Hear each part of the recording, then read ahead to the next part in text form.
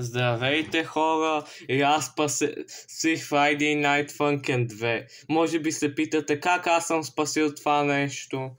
И нека ви обясна. Значи ето го тук на Google Translate, защото няма да ви го превеждам. Аз го прочетох вече, така че може просто вие да си го прочетете.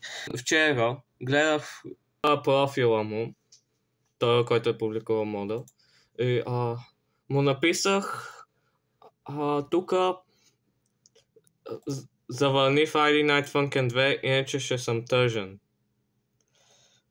Преди 17 часа. Знам, че не се вижда, защото е Dark Mode такова. Ама ето, това е доказателство. И после 8 часа по-късно го блокира и пише, че защото получава съобщения на social media, че хората искат да играят мода му.